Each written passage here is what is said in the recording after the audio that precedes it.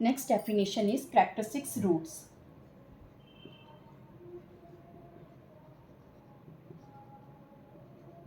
First हमने discuss करा था कैरेक्टरिस्टिक्स के बारे में, सेकंड हमने डिस्कस करा था पॉलिनोमियल के बारे में, थर्ड हमने डिस्कस करा था इक्वेशन के बारे में। अब हम डिस्कस करने वाले हैं रूट्स के बारे में, और ये चीज़ मैं आपको बता चुकी हूँ, इसका सेकंड नेम लिखूंगी तो आपको क्लियर हो जाएगा। Characteristics roots means eigen values. अभी आपको समझाया था कि आइगन वैल्यूज़ क्या होती है, कहाँ से आई थी आइगन वैल्यू, चेकआउट कीजिए।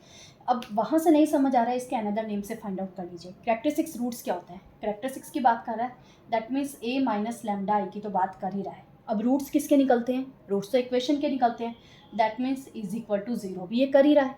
अब इसका क्या है, एक्सपेंड करेंगे तो एक फॉर्म बन के आएगी, या तो वो अब डिग्री के ऊपर डिपेंड करता है। अगर ऑर्डर 2 है तो अभी हमने डिस्कस करा तो ऑर्डर 2 में कैसी फॉर्म बन के आ रही है, that is lambda square minus trace of A plus plus minus, हाँ जी, determinant of A is equal to zero.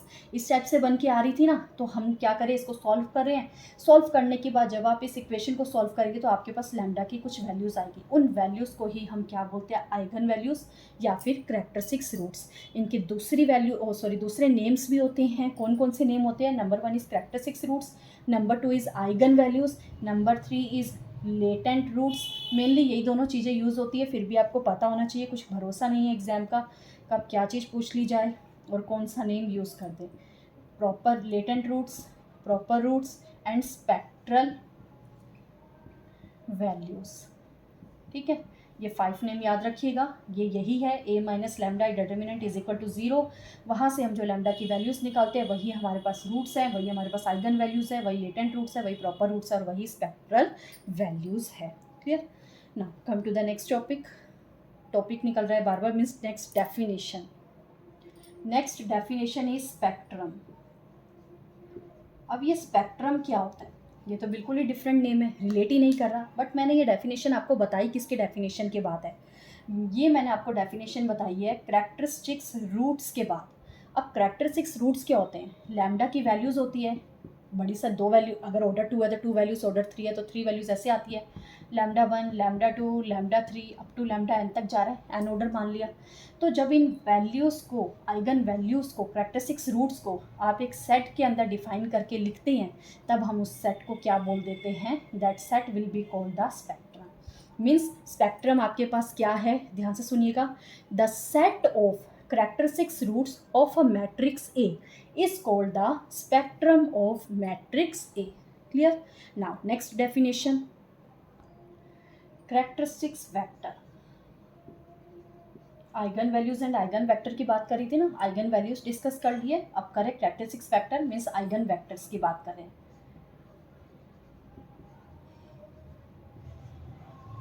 Eigen vectors, characteristics vectors को ही हम क्या बोलते हैं, आइगन वेक्टर्स भी बोलते हैं। ठीक है, अब समझते हैं होता क्या है, नेम से ही समझते हैं। सबसे पहला वर्ड आ रहा है कैरेक्टरिस्टिक्स, ये वर्ड आते ही दिमाग में आ जाना चाहिए ए माइनस लैम्डा आई, डिटर्मिनेंट लिख लिया, इज इक्वल टू जीरो भी लिख लो। ठीक है, इक्वेशन वाली फॉर्म की बात करें, कैरेक्टरिस्टिक्स इक्वेशन की बात करें, ए माइनस लैम्डा आई है। अब वेक्टर की बात करें, कैरेक्टरिस्टिक्स को तो लिख दिया, अब वेक्टर तो नहीं लिखा, तो मैंने एक वेक्टर ले लिया यहाँ पे एक्स। क्या ले लिया, वेक्टर एक्स।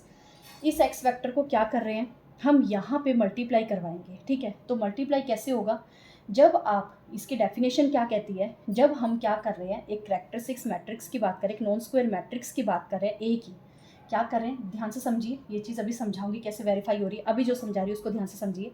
हमने क्या करा, एक लैम्डा ले लिया, दैट इज कैरेक्टरिस्टिक्स रूट्स, और हमने क्या ले लिया, एक ए ले लिया, दैट इज स्क्वायर मैट्रिक्स है ऑफ ऑर्डर एन ले लिया। ठीक है, नॉन ज़ीरो, और उसके बाद हमें वेक्टर की भी बात कर रहा है, तो हमने एक वेक्टर ले लिया एक्स, ये एक नॉन ज़ीरो है, यानी कि ज़ीरो वेक्टर नहीं होना चाहिए। 3 चीज़ें ले ली, कैरेक्टरिस्टिक्स से ही हमारे पास कैरेक्टरिस्टिक्स रूट्स भी आ गया, और यहाँ पे हमारे पास स्क्वायर मैट्रिक्स भी आ गया। स्क्वायर मैट्रिक्स होगा तभी तो रूट आएगा, और हमें वेक्टर की बात कर रहा है तो हमने एक नॉन ज़ीरो वेक्टर भी ले लिया। अब अगर वो सेटिस्फाई कर रहा है, किसको सेटिस्फाई कर रहा है, that is A X is equal to lambda X. अगर इस चीज़ को वो सेटिस्फाई कर रहा है, दैट मीन्स जब आप वेक्टर को मल्टीप्लाई करवा रहे हैं स्क्वायर मैट्रिक्स के साथ, और वेक्टर को आप मल्टीप्लाई करवा रहे हैं यहाँ पे अपने कैरेक्टरिस्टिक्स रूट्स के साथ, अगर वो दोनों इक्वल आ रहे हैं, तब आप उस वेक्टर को क्या बोल देंगे, कैरेक्टरिस्टिक्स वेक्टर्स। क्लियर हुई बात? डेफिनेशन ध्यान से सुनिए, क्या चीज़ है डेफिनेशन में। बस आपको क्या करना है, अब जो डेफिनेशन बता रही हूँ उसको इन तीनों पॉइंट से रिलेट करवाते जाइए, आपको डेफिनेशन और इसका मीनिंग दोनों बहुत अच्छे से क्लियर हो जाएंगे। देखो ध्यान से समझिए, क्या कह रहा है, if lambda be a characteristics roots of an N square matrix A, ठीक है, then a non zero vector X satisfying the equation this ax is equal to lambda x and this one is called the characteristics vector of a। इसको क्या बोलेंगे, characteristics vector of a। अब इसके दूसरे name वैसे ही जैसे eigen values के थे, characteristics vector, eigen vector, proper vector and spectral vector. अब ये जो चीज़ लिखी थी ये क्या चीज़ है, इसको समझते हैं। अब यहाँ क्या लिखा था मैंने, a minus lambda is equal to zero, तो मैं इसको ऐसे लिख सकती हूँ, a minus lambda I is equal to zero. अब यहाँ पे क्या करना है, हमें एक वेक्टर को मल्टीप्लाई करवाना है, तो वेक्टर को मल्टीप्लाई करवाएंगे, यहाँ पे x और इधर भी क्या लिखेंगे x, तो ये क्या बन जाएगा ज़ीरो। इधर क्या बना, A X minus lambda identity x है तो उसको मैं ओनली क्या लिखूंगी, यहाँ पे x लिख सकती हूँ, ठीक है, इज इक्वल टू ज़ीरो वाली बात हो गई। अब यहाँ पे ये माइनस है, उधर जाके प्लस हो जाएगा, तो एट लास्ट आपके पास क्या चीज़ बन के आ जाएगी, A X is equal to lambda X. Okay, hope आप सबको ये डेफिनेशन कैरेक्टरिस्टिक्स वेक्टर की क्लियर हो गई होगी। याद रखना, ये वेक्टर नॉन ज़ीरो है और A square matrix of N order है और लैम्डा आपके पास कैरेक्टरिस्टिक्स रूट है। अब बात करेंगे इम्पॉर्टेंट रिजल्ट और थ्योरम्स की, जो कि हमने अभी तक जो डिस्कस करा है उन सब से रिलेटेड है, बहुत ही इंपॉर्टेंट है, ध्यान से समझिएगा। और ध्यान से अगर समझेंगे तो आपका ये टॉपिक आज बहुत अच्छे से क्लियर हो जाएगा। इसको रिवाइज करिएगा बहुत अच्छे से, तभी हम नेक्स्ट वीडियो में उसके क्वेश्चंस को विदाउट प्रॉब्लम और विदाउट कन्फ्यूज़न आप उन क्वेश्चंस को बहुत अच्छे से सॉल्व कर पाएंगे। तो अब स्टार्ट करते हैं कुछ इंपॉर्टेंट रिजल्ट्स और थ्योरम्स। पहले उनकी डेफिनेशन बताऊंगी, डेफिनेशन को ध्यान से सुनना, उसको ध्यान से समझना, फिर उसका मीनिंग भी आपको समझा दिया जाएगा, बट एग्जाम्पल उनके वो आपको नेक्स्ट क्लास में ही प्रॉब्लम के साथ ही वहाँ पे डिस्कस करे जाएंगे, ठीक है ना। Let's start some important results और theorems. Number one is the product, ध्यान से सुनो, the product of the characteristics roots of a square matrix of order n is equal to the determinant of the matrix. देखो क्या कह रहा है question में, कैरेक्टरिस्टिक्स रूट्स की बात कर रहा है, तो रूट कैरेक्टरिस्टिक्स रूट्स ले लेते हैं, lambda one, lambda two, lambda three up to lambda n, ये कैरेक्टरिस्टिक्स रूट्स है। कह रहा है इन कैरेक्टरिस्टिक्स रूट्स का प्रोडक्ट, ओके प्रोडक्ट करते हैं, lambda one, lambda two, lambda three up to lambda n, ये किसके इक्वल होता है, जिस मैट्रिक्स की हम क्वेश्चन में बात कर रहे होंगे उसके डिटर्मिनेंट के इक्वल होता है। कहने का मतलब क्या है, अगर आपको किसी क्वेश्चन में गिवन है that the determinant of a matrix is equal to 7, suppose, ठीक है, इज इक्वल टू 7, और बोलता है find the product of eigen roots या फिर कैरेक्टरिस्टिक्स रूट्स, तब आप कैसे फाइंड आउट करेंगे। आप बोलेंगे कैरेक्टरिस्टिक्स रूट्स की बात कर रहा है, यहाँ तो हमें मैट्रिक्स दे नहीं रखा, 1 2 3 स्क्वायर मैट्रिक्स हमें गिवन नहीं है, फिर हम कैसे ए माइनस लेमडा ही फाइंड आउट करेंगे, इज इक्वल टू ज़ीरो करवाएंगे, वहाँ से उसको सॉल्व करके आप लेमडा की वैल्यू निकालेंगे, तब जाके उसे मल्टीप्लाई करवाएंगे, फिर आपका आंसर जाके उनका प्रोडक्ट आएगा।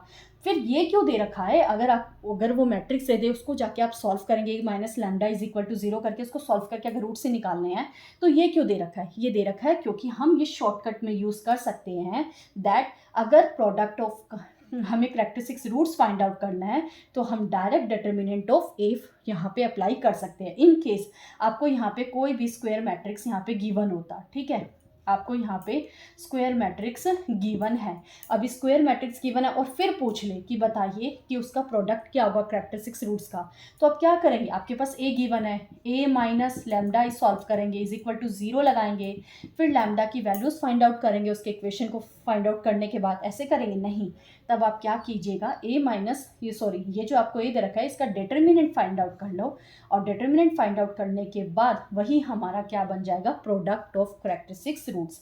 यहाँ पे ये चीज़ ज़रूर होगी, इंडिविजुअल कैरेक्टरिस्टिक्स रूट्स नहीं निकल सकता, कैरेक्टरिस्टिक्स रूट्स का प्रोडक्ट डायरेक्ट फाइंड आउट हो जाएगा, कब, जब आपके पास डिटर्मिनेंट ऑफ ए बहुत ईजिली गिवन हो या फिर फाइंड आउट कर पा रहे हो तो, ठीक है। This one is the first result, क्या product of the characteristics roots is equal to the determinant of the matrix. Okay, now come to the next property.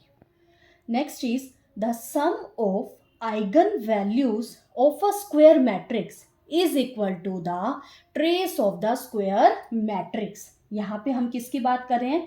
यहाँ पे हम बात कर रहे हैं आइगन वैल्यूज की. अब वही आइगन वैल्यूज क्या होते हैं? लैम्डा ही तो होते हैं, वही कैरेक्टरिस्टिक्स रूट्स ही तो होता है. तो कहने का मतलब है फर्स्ट केस में हमने डिस्कस करा कि product of the eigen values, product of the characteristics roots, यहाँ पे हम बात करें sum of the eigen values, sum of the characteristics roots. वो किसके इक्वल था? डिटर्मिनेंट ऑफ ए के इक्वल. बट सम किसके इक्वल है? That is equal to trace of the square matrix. Second rule क्या कह रहा है? जो सम है हमारे पास किसका? कैरेक्टरिस्टिक्स रूट्स की बात कर लीजिए या आइगन वैल्यूज की बात कर लीजिए, वो किसके इक्वल होता है आपके पास? Trace of a square matrix. अब ट्रेस क्या होता है आपको बताया था, that is sum of the diagonal elements, sum of the diagonal elements of that given square matrix. उसको क्या बोलते हैं? हम ट्रेस बोलते हैं. क्लियर? होप आप सबको फर्स्ट और सेकंड दोनों रिजल्ट क्लियर हो गए होंगे. फर्स्ट रिजल्ट में क्या था? Product of the characteristics root which is equal to determinant of A. Second में क्या था? Sum of the characteristics roots which is equal to trace of the matrix. And determinant of A सबको पता है कैसे फाइंड आउट होगा, और trace क्या होता है? Sum of the diagonal elements of the matrix. ये दोनों रिजल्ट को आप देखिएगा आगे जाके हम डायरेक्ट यूज करके बहुत इजीली अपने क्वेश्चन को सॉल्व कर पाएंगे. ठीक है ना. Come to the next property. Next property हमारे पास जो थर्ड है उसको ध्यान से समझो, सारी ही वैसे इंपॉर्टेंट है, सभी ध्यान से समझना. Next is square matrix A and its transpose A dash have same eigen values. क्या कह रहा है थर्ड में? आपके पास कोई मैट्रिक्स ए है और उसका ट्रांसपोज ए डैश है, तो दोनों की जो आइगन वैल्यूज है यानी कि कैरेक्टरिस्टिक्स रूट्स है वो दोनों क्या होंगे? इक्वल होंगे. यानी अगर आपको eigen values of A given है और आपको बोला जाता है find out the eigen values of the transpose of this matrix, तब आप क्या करेंगे? बोलेंगे कि वो तो सेम ही होती है. ठीक है. सेम ऐसी नेक्स्ट वाली भी आपके पास है कि आपके पास जो ए के अगर आपको कुछ आइगन वैल्यूज गिवन है तो आप क्या बोलेंगे? बी इनवर्स ए बी के भी आइगन वैल्यूज सेम ही होंगे. क्यों? क्योंकि यहाँ पे बी इनवर्स क्या है? बी इनवर्स है आपके पास इन्वर्टिबल मैट्रिक्स है. बी इनवर्स अगर आप वैसे ही जनरल लैंग्वेज में बात करिए, इनवर्स है, इनवर्स से इनवर्स कैंसिल आउट हो गया, सिर्फ ए ही तो बचेगा. इसलिए जो ए का आइगन वैल्यूज है वो बी इनवर्स ए बी का भी सेम ही होगा. थर्ड प्रॉपर्टी क्या कहती है? ए का eigen values is equal to transpose of A eigen values. ठीक है. जो ए का आइगन वैल्यूज है वो बी इनवर्स ए बी के भी आइगन वैल्यूज ही होंगे. सेम मैट्रिक्स और सेम यहाँ पे उसके इन्वर्टिबल की अगर बात करी जा रही है तो. ना नेक्स्ट प्रॉपर्टी. नेक्स्ट प्रॉपर्टी आपके पास क्या कहती है ये भी ध्यान से समझिएगा. नेक्स्ट फिफ्थ प्रॉपर्टी कह रहा है if lambda is an eigen value, if lambda is an eigenvalue of a non singular matrix. आपके पास एक नॉन सिंगुलर मैट्रिक्स है, that means determinant is not equal to 0. ये आपके पास नॉन सिंगुलर मैट्रिक्स है. ठीक है. और आप क्या कह रहे हैं? इस नॉन सिंगुलर मैट्रिक्स का आपके पास एक आइगन वैल्यू गिवन है दैट इज लैम्डा. अब ये तो नॉन सिंगुलर मैट्रिक्स है यानी कि इसका इन्वर्स यहाँ पे क्या करेगा? फॉलो कर सकता है. फॉलो कह रही हूँ यहाँ पे वो चीज़ फाइंड आउट कर सकते हैं. तो यहाँ पे सेटिस्फाई करेगा ए इनवर्स. अगर determinant of A is equal to 0 है, नॉन सिंगुलर मैट्रिक्स है और उसका आपके पास आइगन वैल्यू लैम्डा गिवन है, तो जो ए इनवर्स का आइगन वैल्यू है वो भी क्या हो जाएगा? इसका आइगन वैल्यू का रिवर्स हो जाएगा, वो भी रेसिप्रोकल हो जाएगा. क्या हो जाएगा?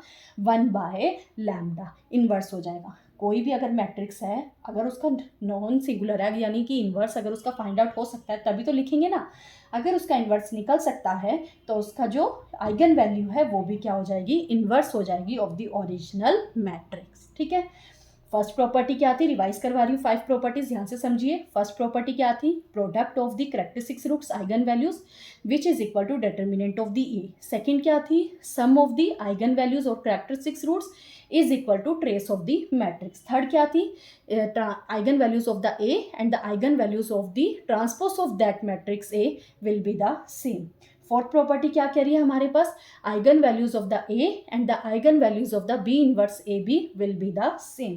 फिफ्थ प्रॉपर्टी हमारे पास क्या कह रही है?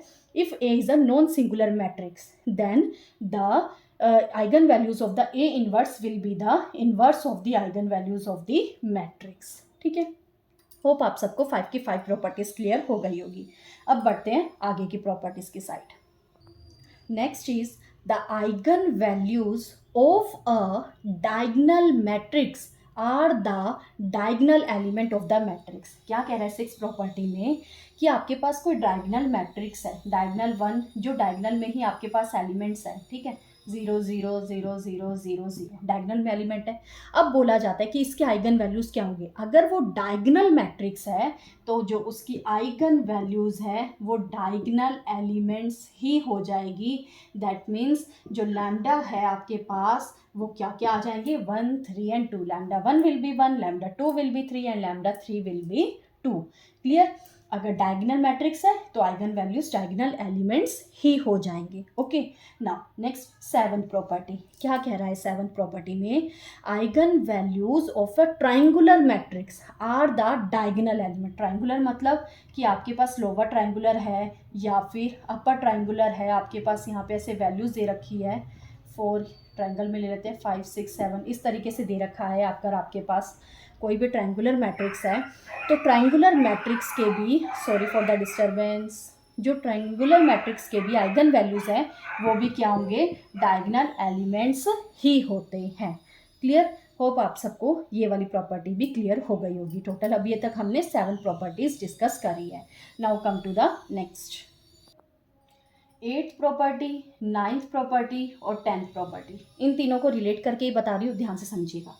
सबसे पहले हम बात कर रहे हैं सिमेट्रिक मैट्रिक्स की, ठीक है। उसके बाद हम बात कर रहे हैं आपके पास यहाँ पे हर्मिशियन मैट्रिक्स की।